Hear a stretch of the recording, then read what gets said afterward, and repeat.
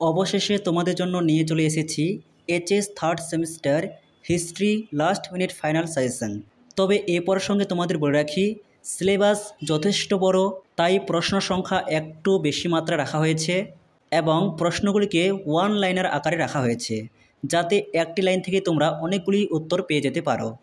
যারা গোটা বছর ভালো করে পড়েছো তোমাদের রিভিশন হয়ে যাবে, এবং যারা কিছুই পড়তে পারোনি তোমরা এই লাইনগুলিকে নোট ডাউন করে নাও, এখান থেকে উপকৃত হবে।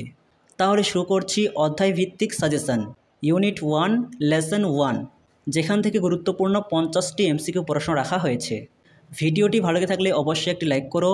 নেক্সট পার্ট পাওয়ার জন্য চ্যানেলটিকে সাবস্ক্রাইব করে রাখতে একেবারেই ভুলো না, আর ভিডিওটিকে শেয়ার করো যাতে তোমার মতো সহযোগিতা তোমার বন্ধুরাও পেতে পারে।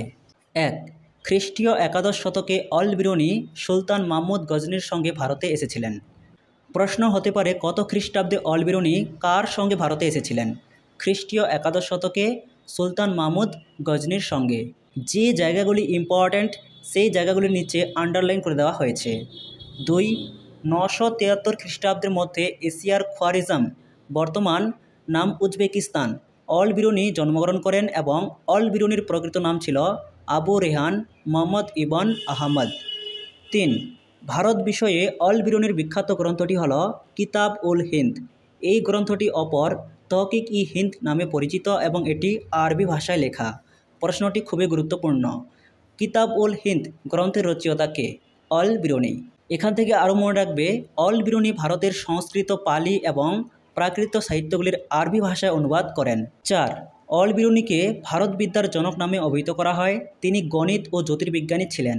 অল বিরুনি আর্যভট্টের গণিত রচনা অধ্যয়ন করেছিলেন। 5. ভারতীয় সংস্কৃত ভাষা অল বিরুনি শিখেছিলেন এবং গ্রিক ভাষা তিনি জানতেন না। 6.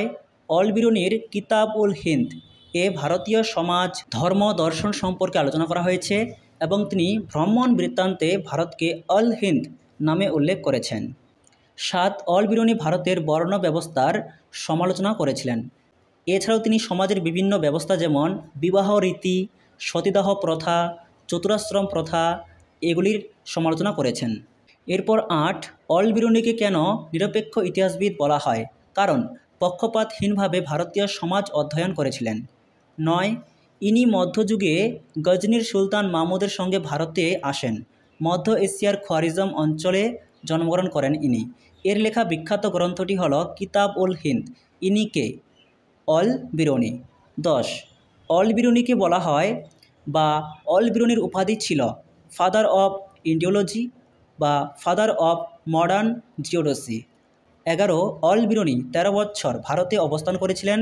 অল বিরুনির মতে উত্তর ও মধ্য ভারতে পণ্ডিতরা গাছের ছালের উপর লেখেন, যাকে ভুর্জ বলা হয়, আর দক্ষিণ ভারতে ব্যবহার হয় তালপত্র।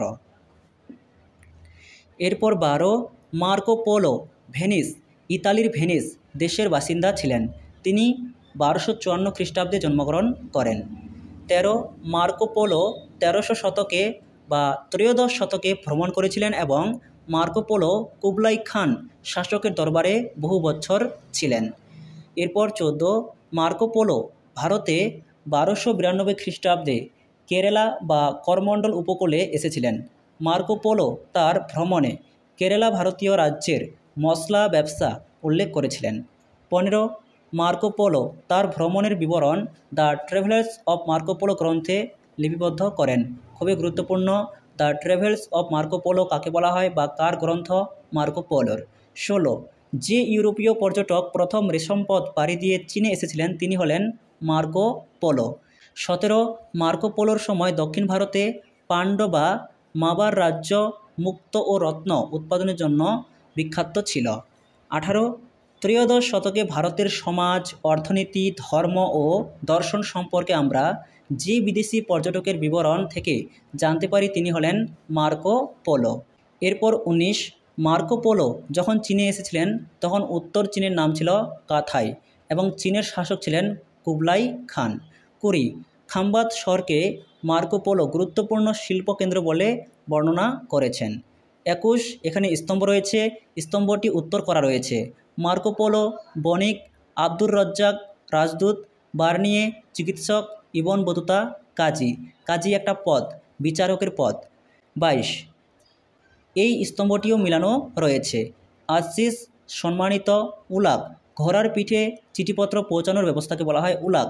শুলি, কুইলন শহরের বণিকদের বলা হতো শুলি। দাউয়া, পায়ে হেঁটে চিঠিপত্র পৌঁছানোর ব্যবস্থা দাউয়া নামে পরিচিত, খুবই গুরুত্বপূর্ণ। এরপর 23, ইবন বতুতা মরক্কো তানজিয়ার শর দেশের বাসিন্দা ছিলেন। 24, ইবন বতুতার ভারত ভ্রমণ বিষয়ক বিখ্যাত গ্রন্থটি হল কিতাব উল রিহলা, খুবই গুরুত্বপূর্ণ। আর ibn বতুতাকে the travels of Islam বলে অভিহিত করা হয়। এরপর 25, ইবন বতুতা সম্রাট মোহাম্মদ বিন তুগলকের আমলে ভারতে এসেছিলেন। ইবন বতুতা ভারতে কাজী পদে নিয়োগ পান। 16, ইবন বতুতার কাহিনী থেকে আমরা মোহাম্মদ বিন তুগলক সম্রাটের সময়কার ভারতীয় সমাজ ও অর্থনীতি সম্পর্কে জানতে পারি। 27, ইবন বতুতা ভারতে আসেন মালদ্বীপ সমুদ্রপথ হয়ে। 28, আব্দুর রজ্জাক যে দেশের বাসিন্দা ছিলেন তা হল ইরান অথবা পারস। প্রশ্ন আসতে পারে পারস্যের পর্যটক ছিলেন আব্দুর রজ্জাক। 29, আব্দুর রজ্জাক ভারতে বিজয়নগর সাম্রাজ্যের সম্রাট দ্বিতীয় দেবরায়ের শাসনকালে এসেছিলেন। প্রশ্নটি খুবই গুরুত্বপূর্ণ। 30, আব্দুর রজ্জাকের ভ্রমণ বিবরণ মতলা উস সাদাইন গ্রন্থে সংরক্ষিত আছে। 31, আব্দুর রজ্জাক ভারতে আসেন শাহরুখ এর খলিফার প্রতিনিধি হয়ে। 32, আব্দুর রজ্জাক বিজয়নগরের যে দিকটির বিশেষ প্রশংসা করেছেন সেটি হল সামরিক বাহিনী। বিজয়নগরের রাজধানী হাম্পির কথা উল্লেখ করেছেন। 33, আব্দুর রজ্জাক ভারতের বিজয়নগর সাম্রাজ্যের তুলনা করেছিলেন বাগদাদ এর সঙ্গে, আর তিনি বিজয়নগর সাম্রাজ্যকে দ্বিতীয় বাগদাদ বলেছেন। 34, আব্দুর রজ্জাক এর বিবরণের মাধ্যমে ভারতের বিজয়নগর সাম্রাজ্যের প্রশাসনিক কাঠামো ও সমাজ জীবনের কথা জানা যায়। 35, আব্দুর রজ্জাক এর বর্ণনায় দ্বিতীয় দেবরায় এর রাজত্বকাল ও অর্থনৈতিক সমৃদ্ধির কথা জানা যায়। 37, আব্দুর রজ্জাক বিজয়নগর সাম্রাজ্যের 300টি বন্দরের কথা উল্লেখ করেছেন। এরপর 38, বিজয়নগর ছিল তার দেখা বিশ্বের অন্যতম শ্রেষ্ঠ শহর। যে বিদেশি পর্যটক রচনায় বক্তব্যটি পাওয়া যায় তিনি হলেন আব্দুর রজ্জাক। 39, ফ্রাঁসোয়া বার্নিয়ে ছিলেন ফরাসি পর্যটক ও চিকিৎসক। ফ্রাঁসোয়া বার্নিয়ে মুঘল দরবারে রাজপুত্র দারা শিকোর চিকিৎসক হিসেবে পরিচিত ছিলেন। 40, ফ্রাঁসোয়া বার্নিয়ে ভারতের যে মুঘল সম্রাটের আমলে এসেছিলেন ঔরঙ্গজেব, এবং তিনি ভারতে 8 বছর ছিলেন। 41, বার্নিয়ের ভ্রমণ কাহিনীর নাম travels in the Mughal empire, খুবই গুরুত্বপূর্ণ। Travels in the Mughal empire নামে কে পরিচিত? বার্নিয়ে। 42, বার্নিয়ে মুঘল সাম্রাজ্যের যে বিষয়কে সমালোচনা করেছিলেন তা হল জমিদারি ব্যবস্থা। 43, বার্নিয়ে তার ভ্রমণ কাহিনীতে ভারতীয় সমাজকে শাসকের হাতে নির্ভরশীল বলেছেন। 44, বার্নিয়ের মতে ভারতের কৃষকরা ছিল দরিদ্র ও শোষিত। 45, বার্নিয়েকে ভারতীয় ইতিহাসে যে নামে অভিহিত করা হয় French travellers to Mughal court.